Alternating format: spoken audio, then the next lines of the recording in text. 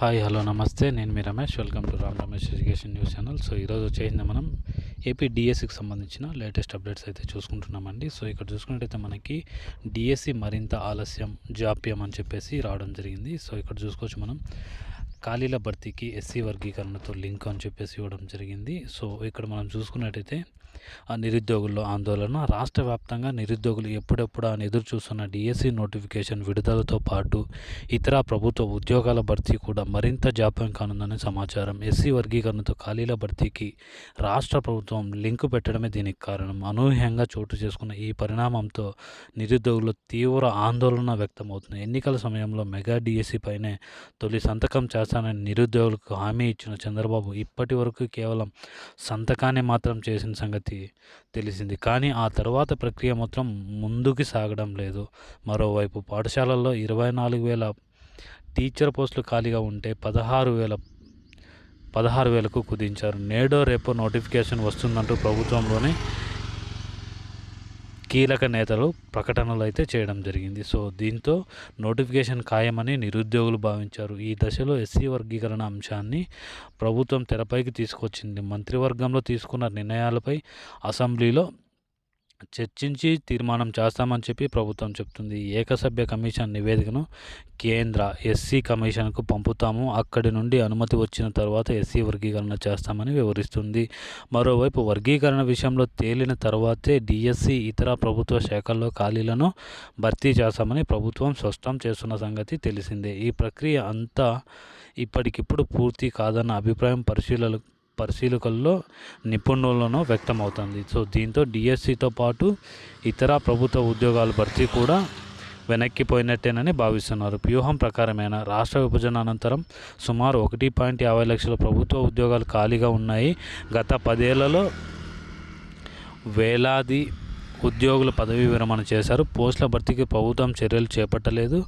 Outsourcing సిబ్బందిని తీసుకొని వారితో పని చేయించుకోవడంతో పాటు ఉన్న శాశ్వత ఉద్యోగులపైన పని భారం పెరుగుతుంది. సో ఖాళీలను భర్తీ చేసే విషయంలో ప్రతి ఏటా జాబ్ క్యాలెండర్ విడుదల చేయాలని నిరుద్యోగులు డిమాండ్ చేస్తున్నారు. సో ఇందుకు సిద్ధంగా లేని ప్రభుత్వం తెర వెనక ఉండి నడిపిస్తున్నదే ఈ కథ అనే ఆరోపణలు ఉన్నాయి. స్వర్ణాంధ్ర విజన్ 2047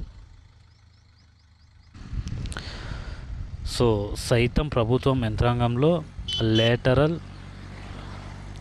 వినియోగం వంటివి ప్రముఖంగా ప్రస్తావించారు. సో దీనిని బట్టి లక్షలాది ఖాళీలు భర్తీ చేసే యోచన ప్రభుత్వానికి ఏమాత్రం లేదని స్పష్టమవుతుంది. ప్రభుత్వం రకరకాల దారులను అన్వేషిస్తుంది. అందులో భాగంగానే ఎస్సీ వర్గీకరణను కూడా ఒక సాకుగా వాడుకుంటుందనే అభిప్రాయాలు బలంగా వినిపిస్తున్నాయి. సో మరిన్ని చిక్కులు.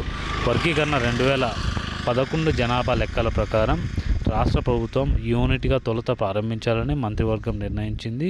సో ఇందుకు చాలా సంఘటనలు అభ్యంతరాలు వ్యక్తమయ్యాయి. సో మిగతా వివరాలు వచ్చేసింది మనకి 7వ పేపర్లో ఉండడం జరిగింది. సో అది కూడా చూద్దాము.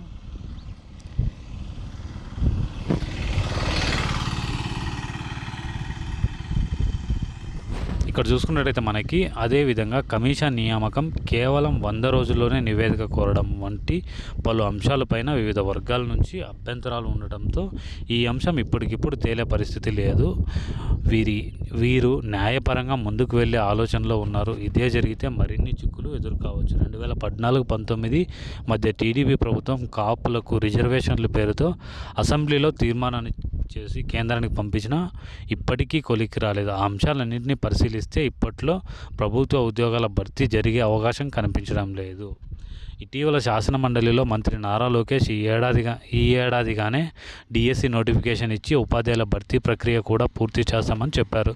ఈ హామీ కూడా తొలి సంతకం మాదిరిగానే అబాసుపాలయ్యే అవకాశం లేకపోలేదు అని చెప్పేసి వెరీ క్లియర్గా మనకి అర్థమవుతుంది. సో మరిన్ని లేటెస్ట్ అప్డేట్స్ ఏపీడిఎస్సి గురించి కావాలంటే మన ఛానల్ని సబ్స్క్రైబ్ చేసుకోండి. Thank you so much. Please like, share and do subscribe our YouTube channel. జై హింద్.